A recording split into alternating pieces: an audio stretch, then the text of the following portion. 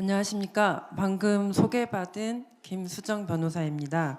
오늘 이런 자리에 초대해 주셔서 참으로 영광스럽게 생각합니다. 감사합니다. 이야기를 시작해 보도록 하겠습니다.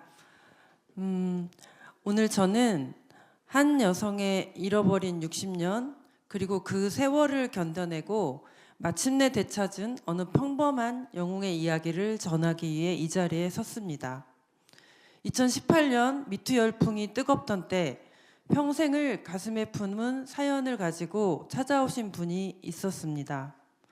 그분은 성폭행 피해자였음에도 오히려 억울하게 가해자에 대한 중상해범으로 처벌되었다는 것이었습니다. 깜짝 놀랐던 것은 그분의 사건은 대한민국 형법교과서에 최악의 정당방위 판결로 기록된 1960년대의 사건으로 법학도라면 누구나 아는 사건이었는데, 그런 사건의 당사자가 칠순 노인이 되어 과거의 잘못을 바로잡고자 나선 것이었습니다. 그분의 이름은 최말자입니다. 이 이야기는 대한민국 부산에서 시작되었지만 전 세계 어디에서나 여성들이 매일같이 마주하는 보편적인 폭력, 차별, 그리고 사법적 불의에 대한 보고서이기도 합니다.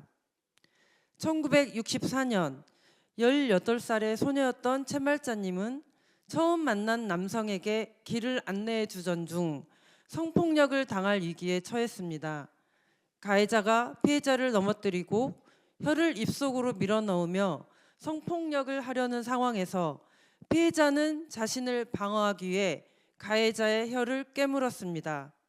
가해자는 피해자를 중상해죄로 고소하였는데 경찰은 그녀의 행위를 정당방위로 판단하였으나 검찰이 이를 뒤집고 그녀를 중상해 혐의로 구속 기소하였습니다. 그날 이후 피해자와 가해자는 뒤바뀌었습니다. 그녀를 보호해야 할 검찰과 법원은 그녀의 저항을 중상해죄라는 범죄로 규정했습니다. 그녀의 행위는 성폭력의 공포와 위급함 속에서 자신을 보호하기 위한 본능적이고도 유일한 저항이었는데도 말입니다. 가해자는 그녀에 대한 강간미수나 강제추행으로도 기소조차 되지 않았고, 그녀는 재판 종결 시까지 130일을 구속된 채 재판을 받았으며 유죄 판결을 받았습니다.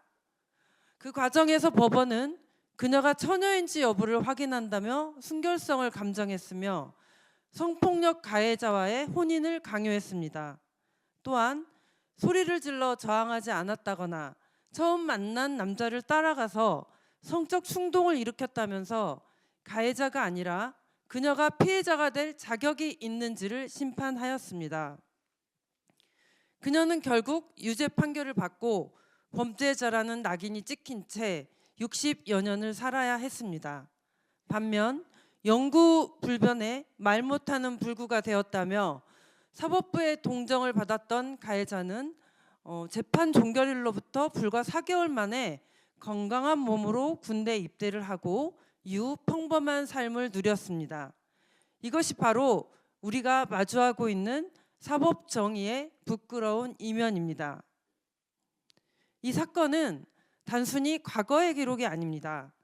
오늘날에도 전 세계 수많은 여성이 성폭력의 현장에서 생존을 위해 저항하고도 오히려 사법 시스템에 의해 가해자로 몰리고 피해자가 될 자격을 추궁당하고 있습니다. 성폭력 재판에서 피해자의 나이가 많거나 사회 경험이 풍부하다는 이유로 성적 수치심이 크지 않았을 것이라고 치부하거나 피해자의 옷차림과 평소 행실을 샅샅이 파헤쳐 가해자의 무죄를 입증하려는 시도가 여전합니다.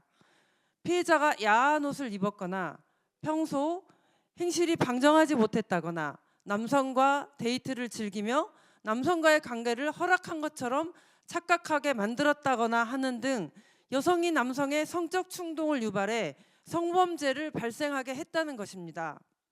나이가 많은 여성이거나 이쁘지 않은 여성에게는 남성의 성적 충동이 생길 리 없다면서 성폭력 재판에서 혐의를 부정하는 논거로 여전히 이용되고 있습니다.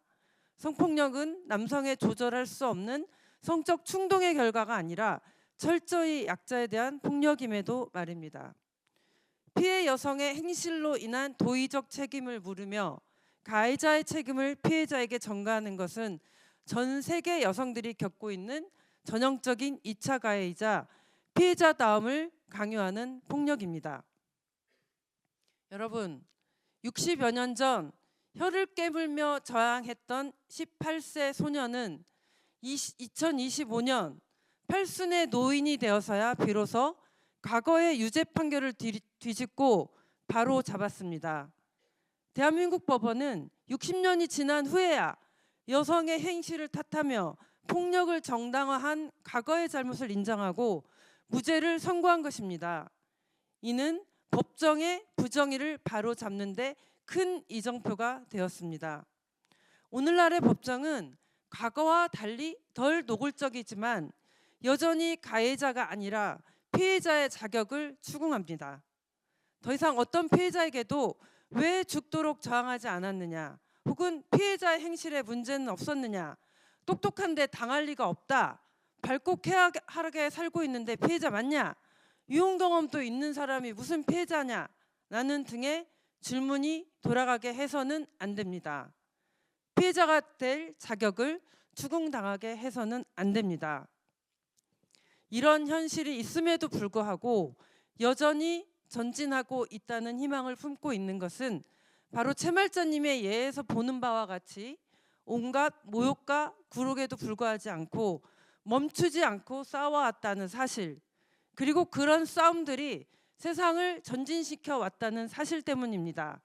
피해자들의 포기하지 않은 싸움, 또 그와 연대한 많은 이들의 싸움은 판결문에 법원이 성폭력 등 관련 소송의 심리를 할 때는 그 사건의 발생한 맥락에서 성차별 문제를 이해하고 양성평등을 실현할 수 있는 성인지 감수성을 잃지 않아야 한다는 것을 새겨 넣었고 여러 제도적 발전을 이루었습니다.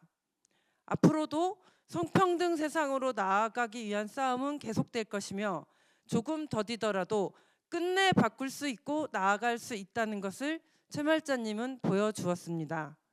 단지 여자라는 이유만으로 여성이 존중받지 못하고 차별받는 세상을 끝냅시다. 우리 모두 함께 바꿔 나갑시다.